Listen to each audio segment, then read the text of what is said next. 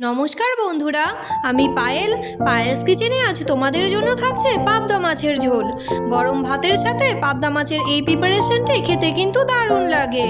আর এই রান্নাটিও কিন্তু খুবই সহজ, খুব কম সময়ে এবং কম উপকরণ দিয়েই তোমরা এই রান্নাটি করে নিতে পারবে। তাহলে চলো বন্ধুরা, রেসিপিটি শুরু করি। প্রথমেই কড়াইতে তেল গরম করে ম্যারিনেট করে রাখা পাবদা মাছগুলি ভেজে নিচ্ছি। মাছগুলিকে আমি আগে থেকে নুন, হলুদ আর 1 চামচ সর্ষের তেল দিয়ে ম্যারিনেট করে 10 মিনিটের জন্য রেখে দিয়েছিলাম। মাছের একদিক ভাজা হয়ে গেলে মাছগুলিকে উল্টে পাল্টে মাছের অপর দিকটিও ভেজে নিয়ে মাছগুলিকে তুলে নিচ্ছি। মাছগুলিকে আমি কিন্তু হালকা করেই ভেজে নিয়েছি। মাছ খুব কড়া ভাজা হয়ে গেলে মাছের টেস্ট কিন্তু নষ্ট হয়ে যাবে।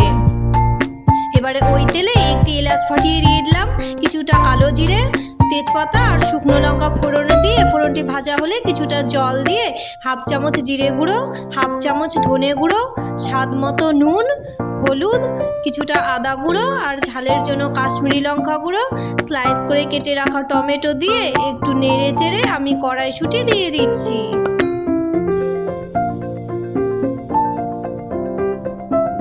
এখন মশলাটিকে আমি ভালো করে কষিয়ে নিচ্ছি।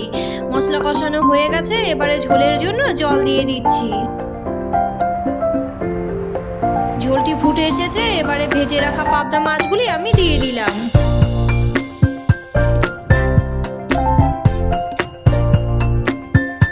একটি কাঁচা লঙ্কা দিয়ে দিলাম।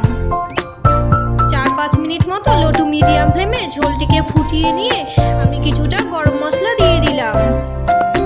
এখন একটু নেড়ে চেড়ে আমি পাবদা মাছের ঝোলকে নামিয়ে নিয়েছি। আশা করছি আমার আজকের এই রেসিপি তোমাদের ভালো লাগবে। আর ভালো লাগলে রেসিপিতে একটি লাইক করে দিও। আর প্রতিবারের মতো আমাকে কিন্তু কমেন্ট করতে ভুলে যেও না। আজকের মতো এই পর্যন্তই, আবারও আসছি নতুন কোনো রেসিপি নিয়ে। ততক্ষণ পর্যন্ত সবাই সুস্থ থেকো ও ভালো থেকো। টাটা।